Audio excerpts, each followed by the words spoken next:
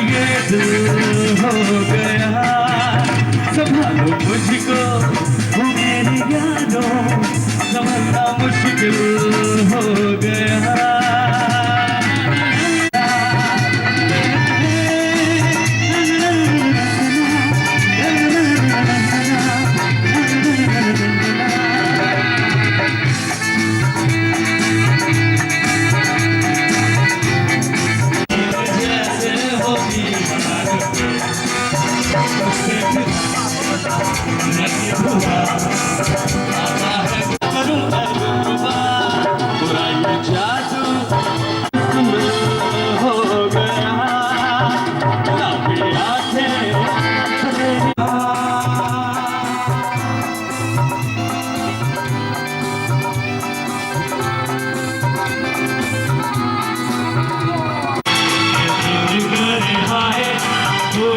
बताए क्या होगा,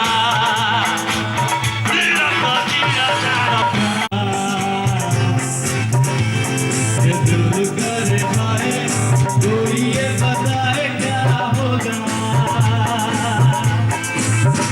क्या खूब लगती हो, बड़ी सुंदर दिखती हो, क्या खूब लगती हो, बड़ी सुंदर लगती हो, कहते रहो अच्छा लगता है, बहुत अच्छा लगता है, क्या खूब लगती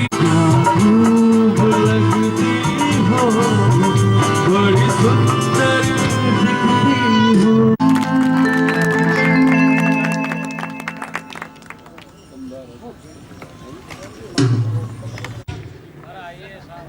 अंकित जी तिवारी और उनके सभी साथी आर के ऑर्केस्ट्रा ब्यावर के साथ, और मैं अब अगले प्रोग्राम के लिए हमारे निखिल जी को मंच पर आमंत्रित।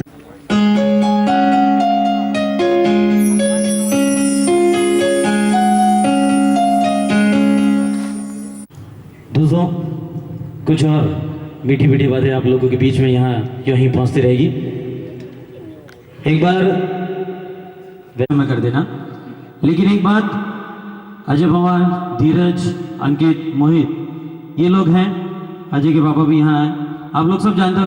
इन्होंने कहा कि ऐसी पावन भूमि जहाँ श्री कृष्ण ने जन्म लिया हो, तो हमें भी कभी ऐसा सेवा का मौका दिया। अशोक जी साहब प्लीज आप आए। पगड़ी चुंदड़ी रसाफा,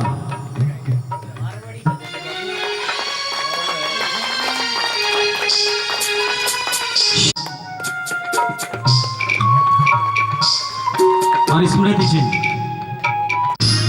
मैं पारस जी जहांगीर साहब की जो उत्कृष्ट कार्यकाल है उसके लिए जो एक स्मृति चिन्ह है पहल की ओर से नीति जी जैन साहब सुना है आग्रह पर्यंत वो एक दस्तावेज रहते हैं। तो यहाँ की जो स्मृति है, यहाँ के जो यादगार पल हैं, हमने तस्वीरों के माध्यम से उनको जरूर अपने मानस पटल पर याद रखेंगे।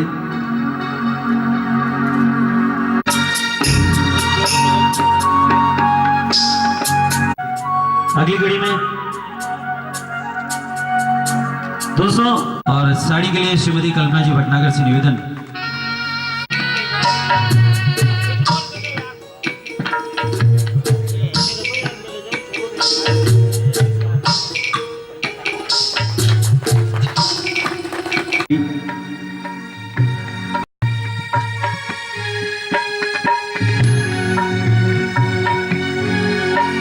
रमेश जी यादव साहब, महेंद्रदीप जी बजाज साहब,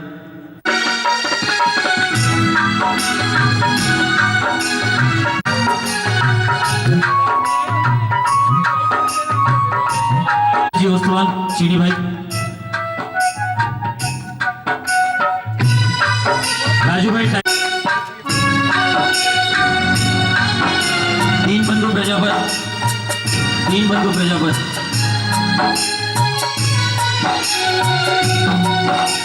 कौशल जी कर,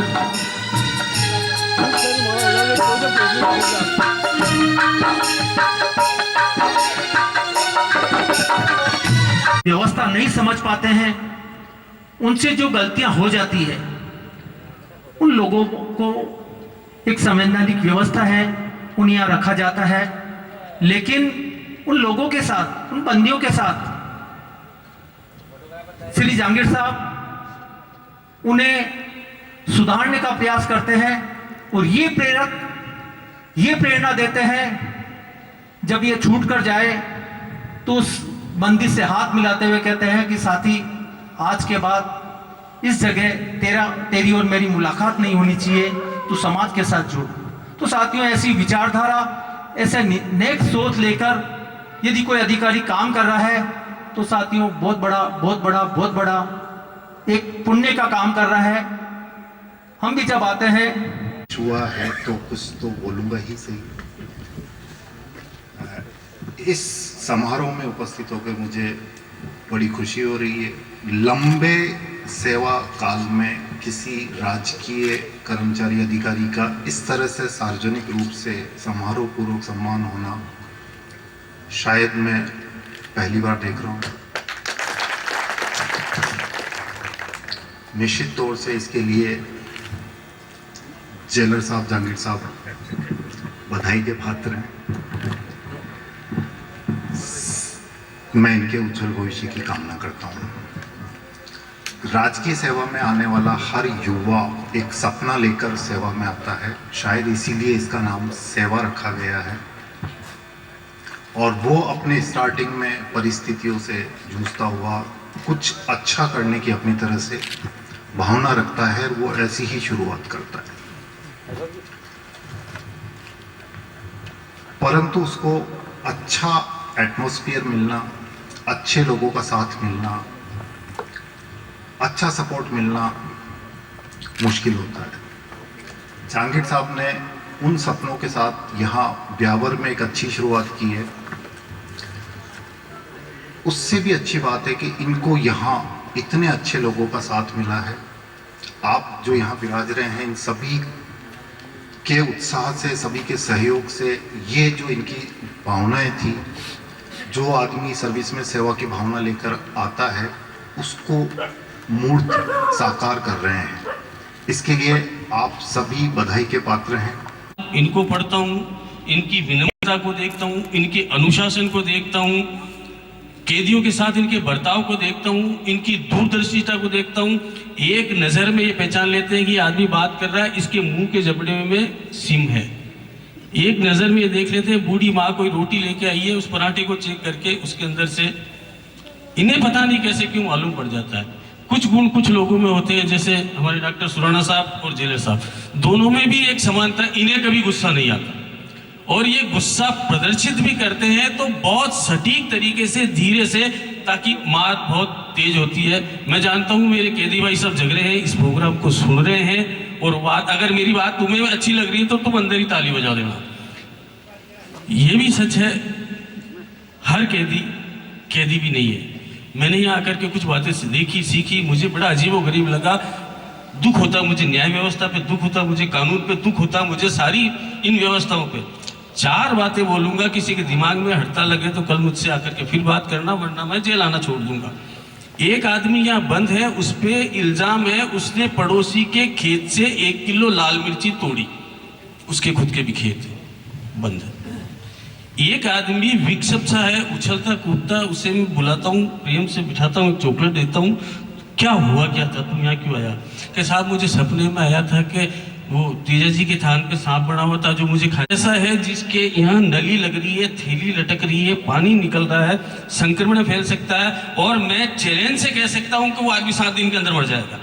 जेलर साहब ने अजमेर भेजा, अजमेर ने फुटबॉल बनाकर ब्यावर भेजा। जेलर साहब ब्यावर अस्पताल भेजते, अजमेर भेजते, अजमेर वाले फुटबॉल बना करके बाहर भेजते थे।